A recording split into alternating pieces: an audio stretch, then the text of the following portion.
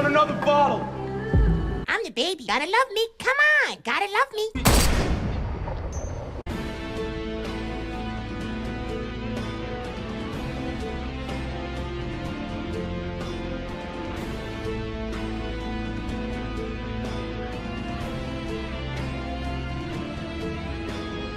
The following is an in-depth story analysis and retrospective. If you haven't seen this film, you might want to before watching this review.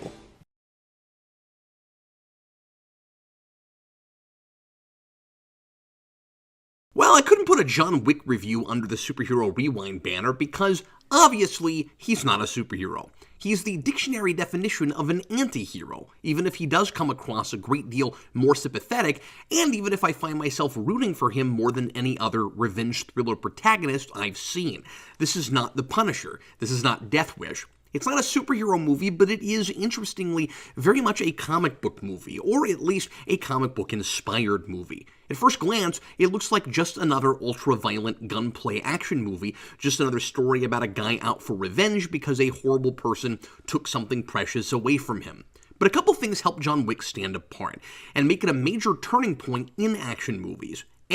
It's an ultra-stylized, heightened world that, again, looks and feels like a comic book, even though it's a totally original story and not an adaptation of anything. And B, it's interested in the realism only of the smaller details, not of the bigger elements, like society and culture, which makes it easier to sympathize with its protagonist, believe he's actually in danger when he gets into perilous situations, and makes the over-the-top stuff easier to swallow. Some viewers have dismissed John Wick as a competent action movie but nothing special, and suggest that it's only great in comparison to so much of today's mediocre, disposable action fare. It's true that everything is relative, and that some movies that are put on a pedestal might not be if standards of quality were higher, if smarter, more challenging movies were the norm. Is Spider-Man 2 as beloved after The Dark Knight? Is The Mandalorian as much of a cultural phenomenon if the Disney Star Wars sequels are better received? If Fast and the Furious and The Expendables weren't the norm, if action movies were a little more subtle, let their characters be a little more human and a little more like the rest of us, if they challenged their audiences a little during the roller coaster, John Wick might not stand out as much. But then it probably wouldn't have gotten made. What's refreshing about this movie is that there's no pretense, no thinly veiled hidden agenda, no shoehorned in moral lesson or social commentary. Yeah, it's about things. It's about loss, moving on, or refusing to. It's about cycles of violence, about the relationship of companionship to happiness, and it's about bad parenting. But whatever cautionary lessons you might find in the piece, they're arrived at naturally through good writing, through exploring Wick's internal conflict of wanting to hold on to his normal life versus his thirst for vengeance. It's not a serious indictment of anything, except maybe, again, modern parenting, nor is it advocating for a particular worldview. There's human truth found in the story of a man who wants revenge for the death of his dog. But at the end of the day, that's really what this is, the story of a man who wants revenge for the death of his dog. What's refreshing is the simplicity and elegance of the story. It's a throwback to 70s thrillers. It's heavily influenced by the structure and visual style of a graphic novel, but it blends those ideas together in a unique way. And what makes it so fresh for me is how emotionally invested I find myself in a purely escapist film. It's not a cartoon, but it's not Shakespeare either. It has an absolute command of its narrative, but it also is great at being a ride. So many movies sacrifice one for the other. This is one of the biggest issues superhero movies tend to have. But what makes John Wick special is that it's a compelling, simple story packed with hyper-violent fight scenes, and those scenes are, for the most part, naturally created by the character's actions, rather than those actions being dictated by a bunch of fights the characters only exist to force together. While it's not a realistic world, and there's plenty of melodramatic one-liners and theatricality, it's a perfect marriage of drama and action.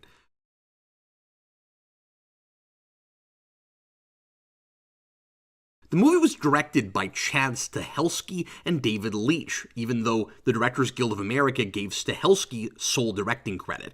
I'm not sure why the Guild chose one over the other. If it was an arbitrary decision because of that general one-director credit rule, I'd have picked Leitch because his name is easier to say.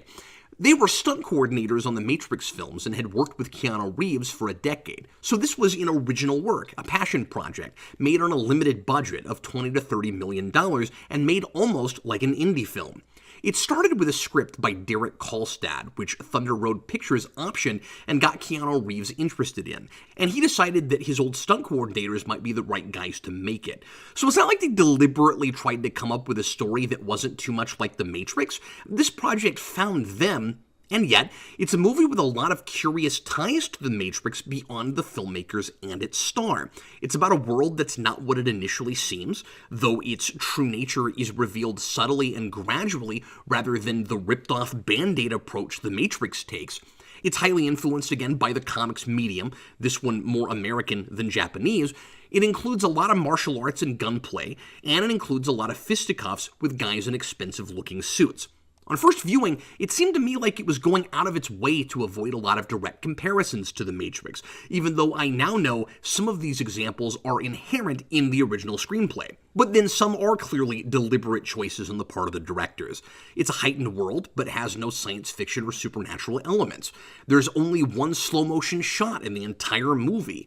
The way it's stylized is different. Rather than exaggerating symbols of edginess of the day like sunglasses and leather, this world is a hodgepodge of eras, just like Tim Burton's Gotham was in Batman '89. 60s and 70s cars, sometimes 70s fashions, but today's technology. It's a post-romance story about a man whose life has fallen apart after he's lost the love of his life, rather than a love saves the world story. And by necessity, it's a more minimalistic film. It was made on half the budget of The Matrix, and that's not accounting for 15 years of inflation. I see John Wick and The Matrix as companion pieces, and it's fascinating to compare them. John Wick has that same feeling of something isn't quite right with the world. It's like ours, but off. It's almost like watching a story set in a Matrix where nobody's aware of the program yet. They're two completely different stories that use similar action and ultra-heightened realities to communicate different kinds of human truths. One is a philosophical meditation, the other a straightforward, cut-and-dry adventure story. It's like science fiction and fantasy, kind of.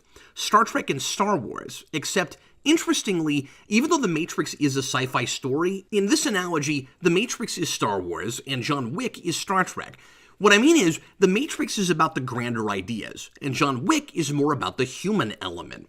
The characters in The Matrix are archetypes designed to further the allegory of The Matrix as society, the facade we're all forced to live in, but doesn't have any real power over us if we choose to rebel against it. John Wick is a character with a lot of mystery. We don't know everything about his past or what he did as an assassin, but he feels fully realized, a complex human being I can't put as neatly in a box like I can with Neo, the Savior, or Morpheus, the Prophet. Both movies resonate with me because they ring true, but in different ways. They're both absurd, fantastic worlds with realistic elements, and what they choose to present as real are opposite things. In The Matrix, it's the big concepts that are real. People's need to feel in control, our complex and sometimes frightening relationship with technology, our relative perceptions of what is real. But the characters themselves are mostly simplistic and two-dimensional, but recognizable enough to be somewhat relatable. In John Wick, the small stuff is realistic. John's grief at the death of his wife, the slow journey he begins in healing with the puppy Helen gives him, that's cut short when the dog is killed. The necessary release of drifting on the driving range. No, wait, that's golf.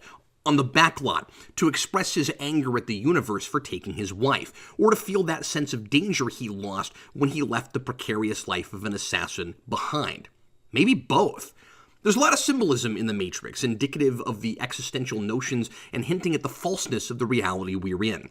The binary number on Neo's apartment door, the white rabbit suggesting the real world itself is Wonderland, the song I'm Beginning to See the Light, which plays during Neo's meeting with the Oracle. John Wick has the same thing, where everything seems deliberate, nothing seen or heard without a purpose, but in this movie, the symbols and motifs are designed to reflect this person and enhance our understanding of him, not the world. The alarm clock that goes off at precisely 6 o'clock every morning, denoting a mundane and routine existence, that's then interrupted when John is assaulted, loses his car and his dog, and then the alarm rings at 6:19 to underscore the break in status quo and his inner chaos. Practically, I guess I don't know why it didn't go off at 6 this time, but it's a great subtle way to convey this idea. I don't know, maybe he hit the snooze button. The Marilyn Manson song, Killing Strangers, is used as Marcus's theme song, and if you consider the lyrics and take it at face value, the first time the song is heard, you'll know exactly what Marcus's motivation is, and it won't play like the mystery it does otherwise. Marcus, played by the always unpredictable Willem Dafoe, although maybe he's starting to get typecast as good guy double-crossers, considering this and then his role in Aquaman, is John's fellow hitman friend, who initially seems to care about John's well-being and doesn't want to see him fall back into the disreputable life Marcus is still leading. But then, when Viggo hires Marcus to kill John, we're supposed to wonder until he saves him in the third act if Marcus is actually trying to kill him or if he's his guardian angel. When Marcus shoots John's pillow at the Continental Hotel, missing his head by inches, we start to suspect that he might have done that intentionally, since it's just as Perkins, a mercenary who is only interested in the money, comes after John. She's kind of the new John Wick, but without the reputation. But Marcus's presence is often accompanied by that song, with the lyrics, "We're killing strangers so we don't kill the ones that we love." Marcus is trying to take out whoever is after John, and John is the one that he loves. I didn't pick up on that until a couple of viewings. I guess it's subtle because it didn't jump out at me, but now that I've noticed it, it's that song narrating what's happening in the scene as it's happening. That's some sly stuff there. And then there's all those shots of John through glass before he embraces his old killer persona, suggesting that we don't have a clear understanding of him. And then that motif is dropped once he's on his mission to kill Yosef. Sort of like the way the dreary color palette in The Matrix is used to suggest we don't have a clear understanding of that world. John Wick uses stylized color palettes as well, not to suggest anything about the world beyond the fact that it's not the one we live in, but to reflect John's mood.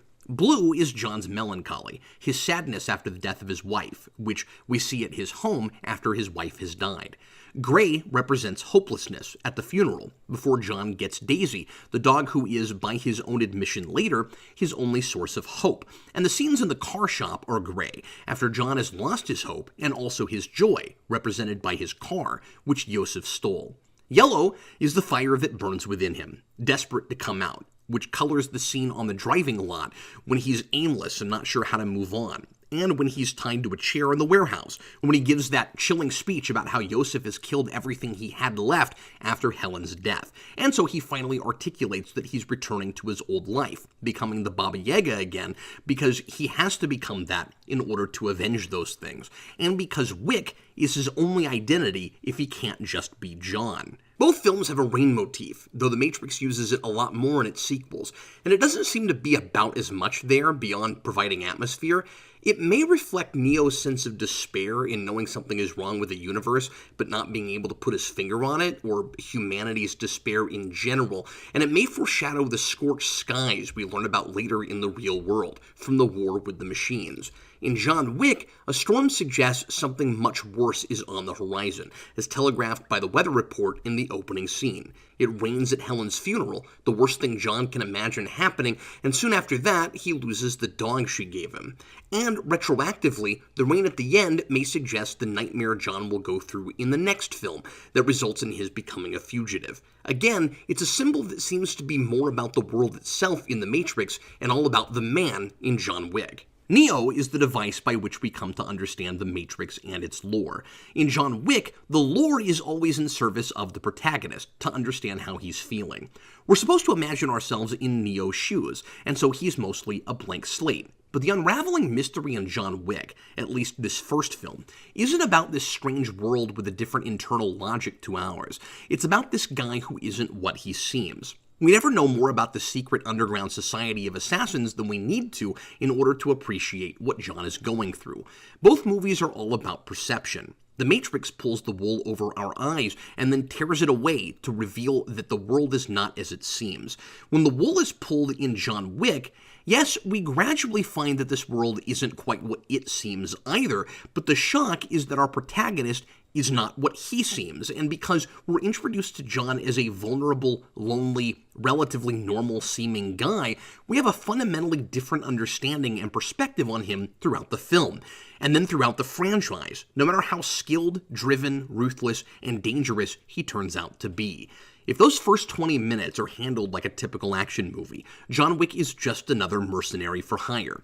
Even if the story is exactly the same, even if his wife just died and he's been out of the life for a while and he's conflicted but ultimately winds up back in that world, if the movie opens with John killing someone, everything that sets it apart is in danger of crumbling. Even the titles of these two movies reflect the difference in their focus and in their storytelling goals. The Matrix is about a place. John Wick is about a person.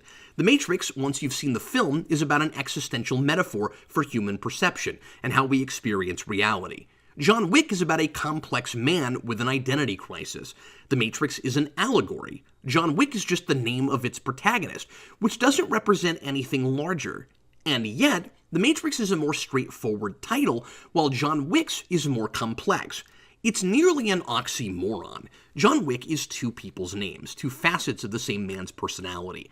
John is the most normal name you can think of. If a hospital can't identify a body, it's considered a John Doe. John is common. John is everyday. Wick is the killer. Wick suggests a short fuse, as I alluded to when I was talking about how the color yellow is used to tint certain scenes. Wick is a candle that once it's lit has a fire that never stops blazing. When the protagonist manages to get out of the mercenary life, and I love that it's left ambiguous as to how exactly he did that, because whatever impressive thing the script might come up with can't be as horrible and impossible as whatever our imaginations cook up, he settles down with Helen and he becomes John. John is who we meet at the beginning of the movie, or at least a broken version of John who doesn't know who he is without his old life, or the person who anchored him to this new one. Wick is the boogeyman, and who John decides to transform back into, because he feels that John has died. There's as much going on in that title as I've ever seen for a movie just named after a person's name.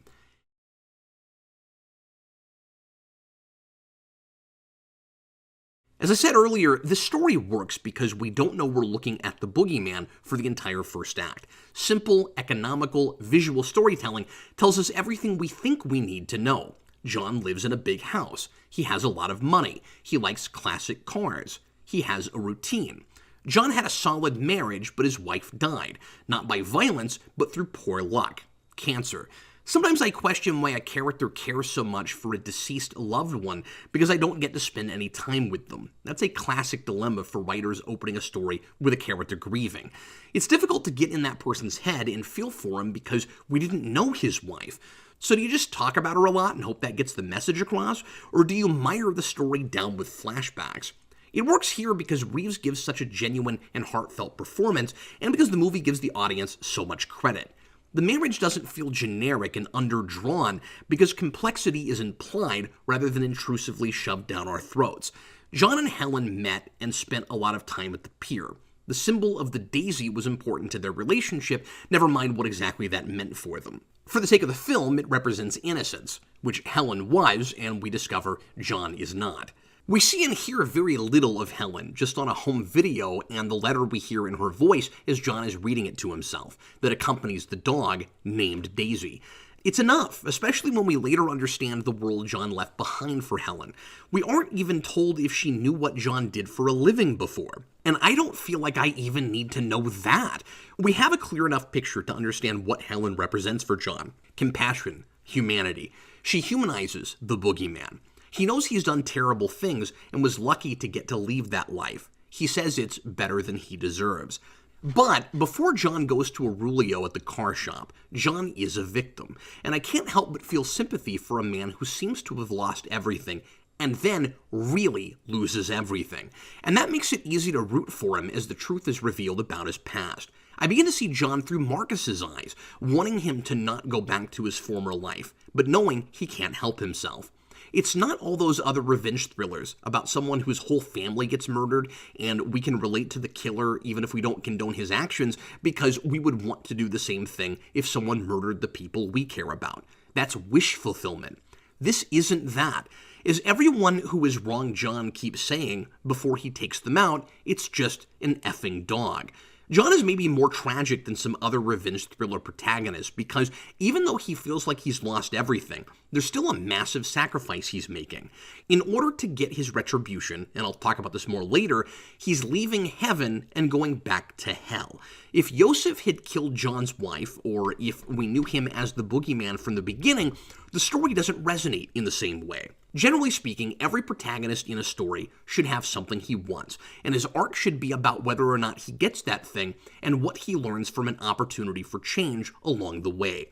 John is a man in denial who doesn't quite understand what he wants until the only scene of the film where a character really talks about his feelings and breaks anything down, which is a warranted and powerful moment.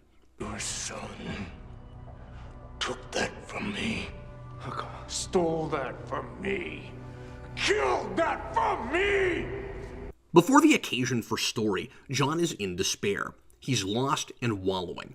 He's no longer whole, and he doesn't know what he wants. Then he gets the dog. Now he has a piece of his wife to hold on to. She wants him to heal, and that's a good enough reason for him to want that too. The dog is actually the inciting incident. That's when things begin to change. This could have, after all, just been a touching story about a man and this dog as he learns to come to grips with his wife's death. But then, the first act plot point. Some gun-toting thug who wants John's car decides to break into his house because he's entitled and thinks because his dad is a powerful mob boss, he deserves whatever he lays his eyes on. And that idiot has John's dog killed, too, for good measure. So now John's motivation changes. He can no longer cling to his wife's gift, something to focus on and take care of. So now he wants revenge. And we believe that because he's lived a life of violence. He's taken people's money to kill other people, probably sometimes for revenge. And that temper, that spark that doesn't go out once it's lit, probably led him to that kind of work. A guy like that doesn't, forgive the expression, let sleeping dogs lie. John is conflicted. He thinks he wants to kill Yosef and go back to his new life. He's constantly asked by figures from his old life, Marcus, Winston, if he's back, meaning, is he resuming his role as the Baba Yaga again? And he says no. Like landing on jail in a Monopoly game, he's just visiting.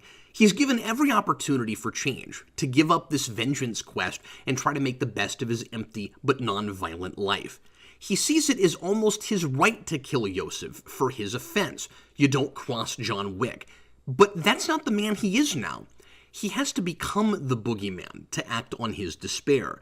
So that raises two questions about his motivation. First, once he decides to become the boogeyman again, is he capable of dropping the Wick and just becoming John again?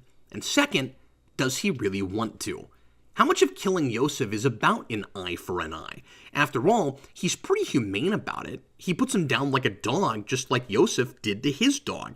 It's tit for tat, to the letter. He's not sadistic about it. He just cannot let the man who took that from him live. But how much of it is really about his own sense of purpose? He literally digs up his past, goes to the Continental, and operates like he did in the bad old days, almost as if John is hiring Wick to make a kill.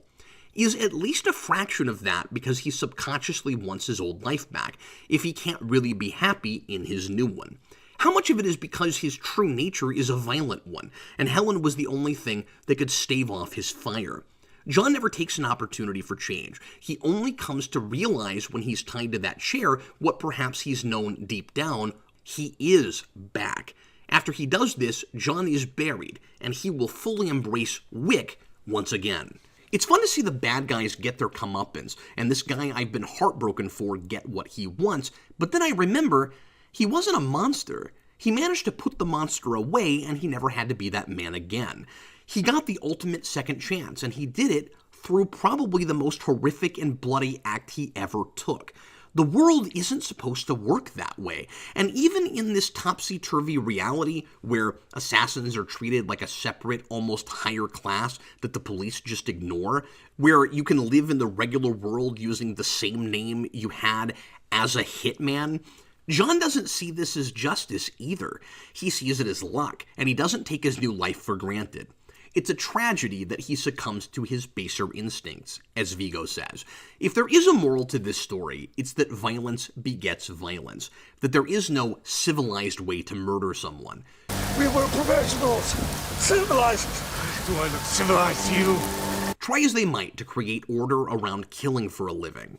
And although there is sort of an honor among thieves in some cases, as with Marcus and John, these criminals can't fight the sacrifice of humanity they must make in order to do this job. And that's the sacrifice John makes at the end. Vigo says that people don't change, only the times we live in, circumstances. That suggests that to Vigo, John was only able to live the civilized life because it was convenient. As soon as it wasn't, he reverted back to those baser instincts. It's similar to the point the Joker is making in The Dark Knight, except this is more about an individual's nature than whether, overall, human instinct or intellect wins out. The story is ambiguous about whether Vigo is correct. Can John just not help himself because he has always been the Baba Yaga and just pretend with his wife? Was this inevitable, or is it simply a choice he makes?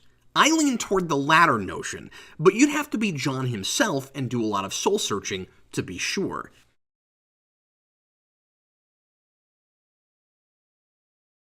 I've already praised the movie for challenging its audience. It doesn't spoon-feed us everything in awkward dialogue about the lore, and it only provides us what we need to go on John's journey with him. And it doesn't contrive reasons for our protagonist to know things we don't. We're not on his head, but we're a fly on the wall in his most vulnerable moments. And it plays like that's just because we're not reading a book, so we can't see his thoughts. And he doesn't talk a lot, and doesn't regularly have someone to talk to, so a lot of things don't naturally come up. Because of that, we have to piece a lot of things together ourselves as this intriguing world slowly reveals itself to us.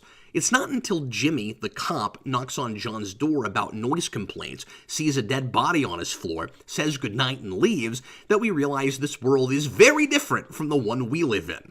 You, working again? No, just sorting some stuff out. Oh, well. I'll leave you be then. We're not expressly told how exactly the gold coins work, for instance. We just see that there's special currency for things involving the mercenary trade. We aren't told what the consequences are of killing someone at the Continental, neutral ground, where it's forbidden to take out marks. We just finally see the penalty toward the end when Perkins is executed for killing Harry, who John tasks with keeping Perkins in his room. And there's a code that people in this business use that the movie never explains, but is consistent about. So if you're paying attention, you'll come to know what dinner reservation means. That comes up twice, and it's code for how many bodies need to be picked up by specialized waste disposal. And there are places where we have to get away from John for a minute to tell this story, and to get a glimpse of how he's perceived by other people based on his reputation, that contrast between the man we come to know in those first 20 minutes and the man who worked for Vigo and laid the foundation for what his empire is today when he did whatever impossible deed allowed him to escape the assassin's life. But John is never off screen for very long, so I always feel like I'm seeing the world, if not from his perspective, perched on his shoulder. And that leads me to the only couple of real issues I have with the movie. In only 2 instances, but both are kinda major, do I feel confused about John's motivations and actions.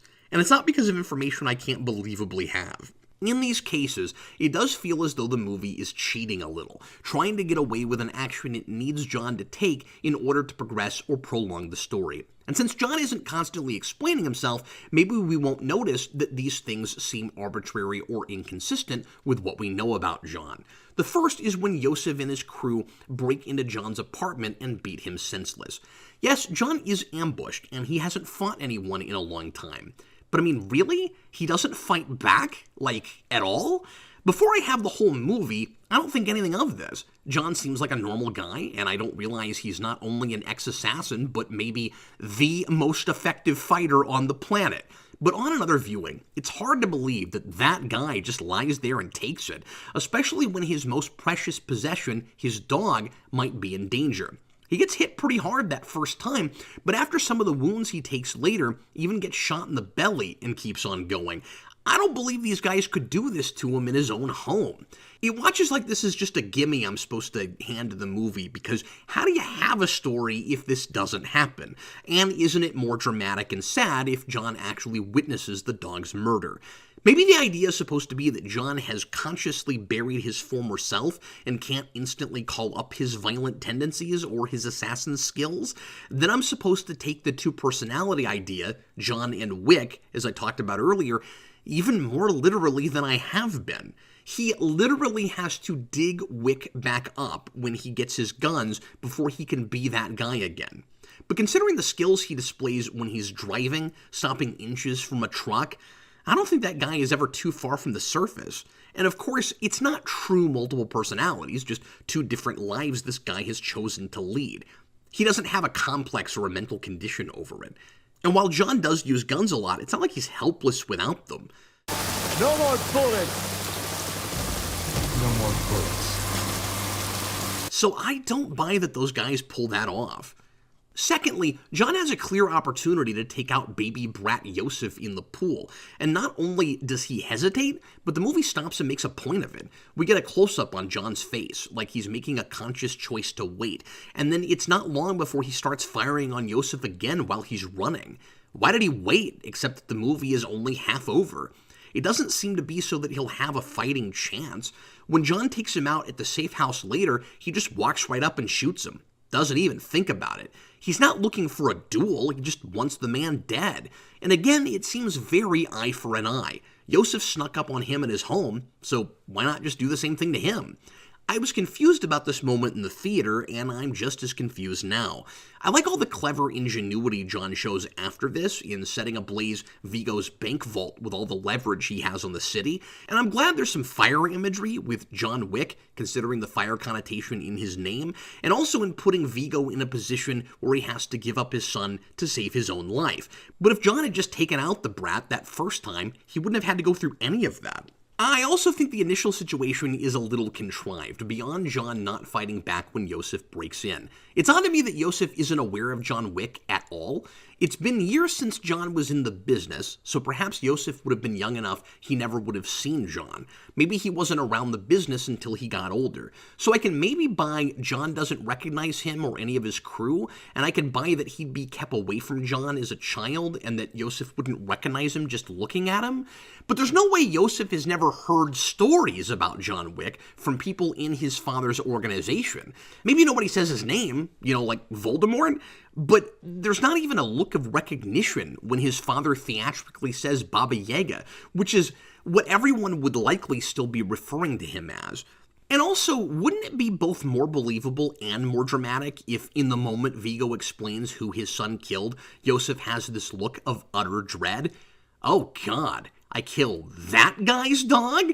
Yes, Yosef is supposed to be this entitled brat with a silver spoon in his mouth, who's had everything done for him and thinks nothing can touch him because of his father's protection. Which is how he got into the situation, and his father continues to make the same mistake with him throughout the movie. I mean, I always blame the parents. But I think it would be worth sacrificing that moment of stupidity where he says he'll finish what he started for that moment of terror, even if he tries to act tough afterwards. But beyond those few questions, I wouldn't change anything about John Wick. The first time I saw it, I really thought John was going to die at the end, and then I thought it was a mistake for him to survive. I held that opinion even through the sequels, despite how much I'm enjoying seeing the curtain pulled back and learning more about the lore of this underground criminal society. For this is a piece which doesn't initially feel like it would even warrant a sequel. I thought all roads were leading toward John's death, and that he's just left alive at the end in case a sequel was made. By the way, this is another place where it and The Matrix diverge. Things about The Matrix had to be retconned to even make a direct sequel work, and this ended up being the perfect foundation for a multi-film franchise when it looked so much like a singular piece. But as I'm sinking my teeth into the narrative, I realize I was absolutely wrong. John should not die at the end. Poetically, this isn't a guy who should pay for his thirst for vengeance by dying at the hands of the man who also can't leave well enough alone, who also could have just let bygones be bygones, live by the code, but had to try to save and then avenge his son. John has to pay for that by going back to hell. Again, his sacrifice is giving up the peaceful life. He can choose peace or violence. There is no in between. All that talk throughout about whether or not he's back, But now, yeah, I'm thinking I'm back. would be kind of pointless if the whole thing culminated in his death. And all that boogeyman talk would be less impactful if he's not the ex-Grim Reaper picking up his scythe again at the end, which also goes in line with the symbol of the pier. That's where he and Helen met. It's where she discovered she was sick, I think, and it's where John's showdown with Vigo takes place.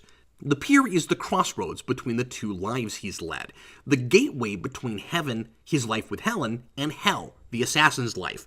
John can't die somewhere in between. This is a movie about choices, and at the end, he picks hell, because that's where he had to go to avenge what made the other life heaven for him, and because that's the only place he feels he belongs if he has no hope. It goes without saying that the action in this movie is thrilling, visceral, and has a rhythm that's all its own. It does revel in the violence, wants me to have a good time with it, even though my protagonist is shooting people in the face and it gets pretty gruesome, but it doesn't feel cynical or mean-spirited, partly because it's so escapist.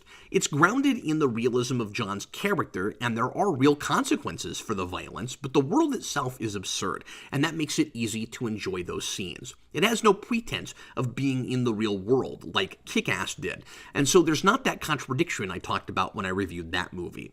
It also helps that every intense scene is punctuated by a moment of subtle levity, like Vigo's introduction when Aurelio tells him why he punched his son in the face.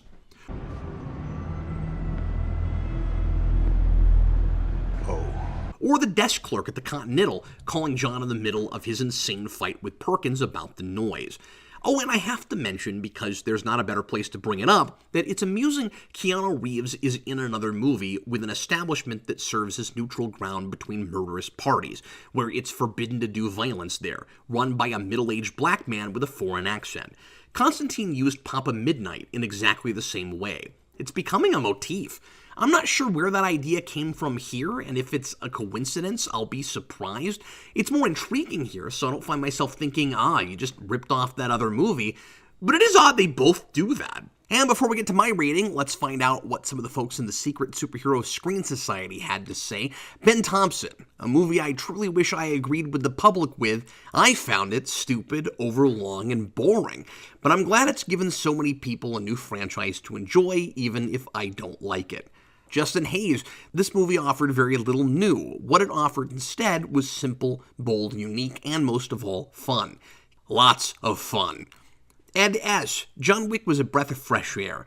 At a time when the action genre was in a sad state, John Wick came along and gave us a cool protagonist, great action, and a unique world that I want to know more about. Brian Ohl. Simply put, John Wick kicks ass. It's a basic, simple action movie that knows exactly what it is and embraces it. It has great action, and Keanu Reeves is as cool as he ever had been. Nick Manna. Though certainly not my favorite action film, John Wick is a cool, larger-than-life action hero, and the film has a fun world with lots of potential for future stories. R.I.P. Daisy the Dog. The Day Ghost. A perfect example of making a simple story great. It's also another movie in a long list of movies that would have been great Punisher movies. Iron Bat 1993. Old school, gun-fu, revenge flick with a surprising amount of heart. It's crazy how a movie with such a simple premise can be so good.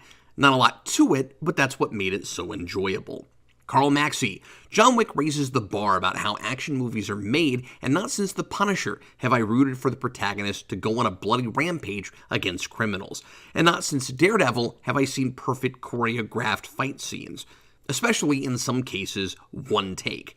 Joseph Andrew Samuel Caruso.